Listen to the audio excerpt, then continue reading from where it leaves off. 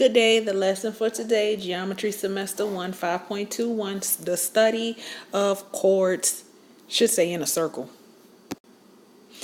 By definition, it said define each term in 15 words or less. A chord in a circle. All right, a chord, not the chord like extension cord, but a chord. It is a segment with two endpoints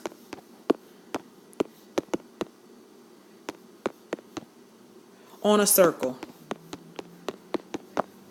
Don't worry about it if the idea seems very abstract. In a minute, you're going to see an example of it. As far as the diameter, that came up in the last lesson. A diameter, simply put, is just a chord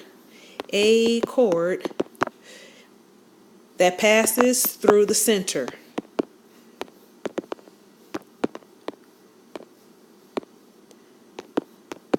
of a circle.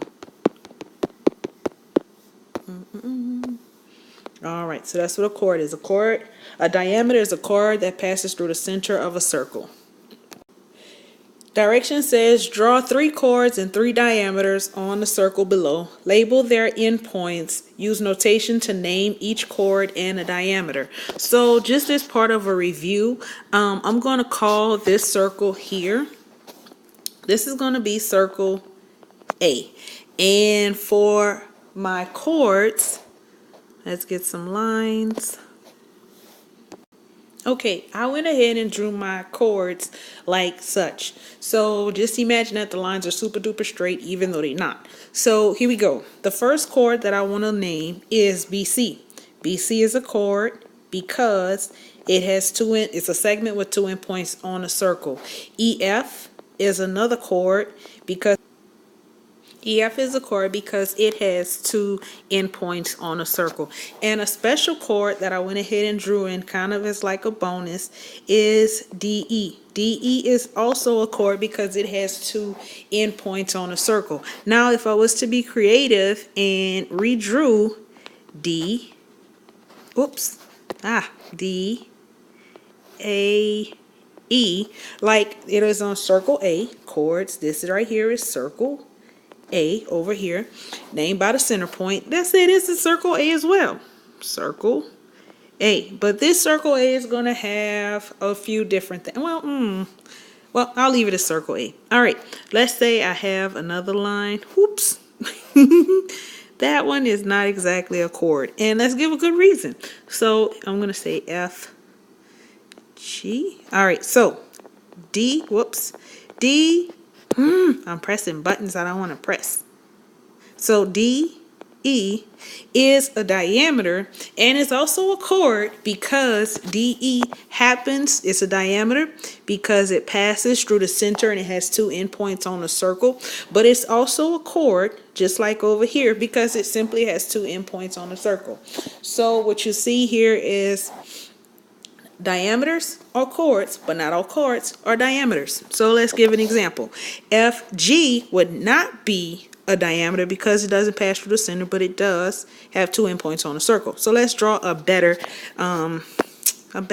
diameter. So let's see here. Whoops, it's in red. I don't know. So I'm going to call this MN. So MN is a segment that is a diameter because it goes through the center of the circle. Just like, see if I can draw better. Yep, boom, through the center. So OP. OP is also a diameter because it goes through the center of the circle. Now, diameter facts, things that's important about a diameter. The diameter is twice the length of the radius of the circle. So let's get that on this line right here. Radius of the circle. And the diameter of a circle, all diameters of a circle have the same exact length. So on this second line, it's just going to be length, L-E-N-G, G-T-H, boom. All right, it's kind of big. A circle has an infinite number of diameters, just like a circle has an infinite number of radii. Has an infinite, I-N-F-I, infinite, boom, infinite number of diameters. The diameter defines the size of a circle. the size of a circle. S-I-Z-E. The diameter is the distance across the center of a circle. It must go through the center of the circle. And don't forget, the center is how we name circles. So the center is going to be very, very important. All right. Moving on. Here's our very important rule. A rule says if two chords are the same distance from the center of a circle, then they are congruent. I'm not going to write the word congruent. I'm just going to put the symbols because we're in geometry. So that's my symbol for congruent. If two chords are the converse, if two chords are congruent, then they are the same distance from the center. If you can't see my congruent marks, they look a little bit like that, but on here it looks crazy. But that's okay.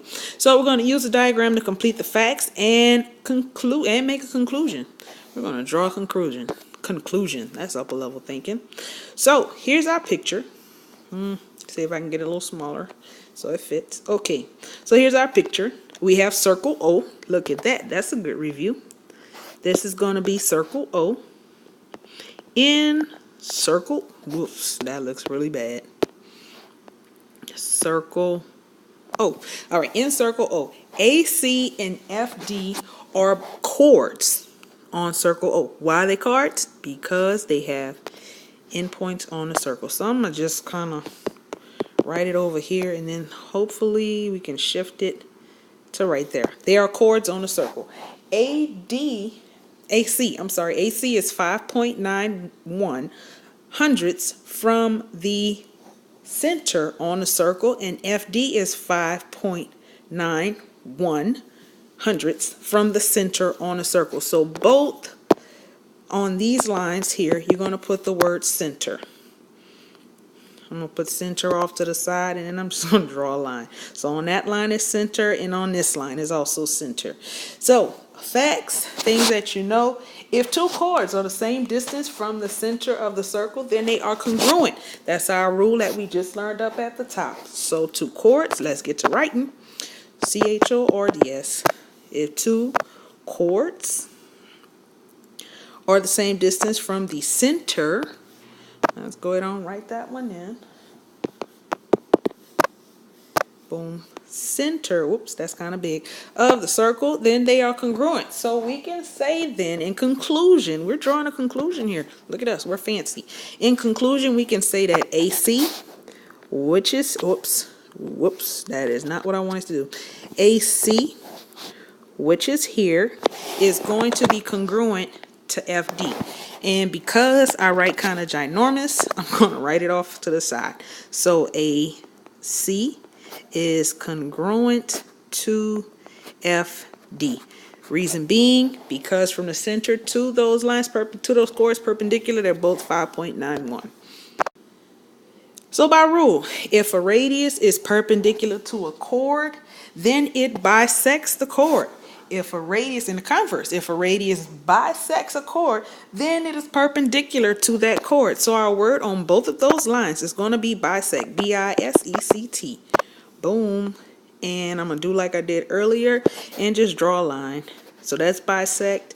And over here is also bisect. So the next step says use the diagram on the next page. Use the diagram to complete the facts. And I think it should say draw a conclusion. But that's okay.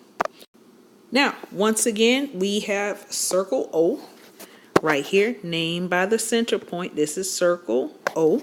All right. And it says AC is a chord on circle O. It's a chord because AC has two endpoints on a circle. Just reviewing that vocabulary, which is going to be very important. So I'm going to put chord off here to the side and just draw a line. Hopefully it fits for you. OD is going to be a radius of the circle. Why is it called a radius? I hope you know. It's because it has a point at the center and it goes to the end point of the circle. So radius, boom, that's what you put right there.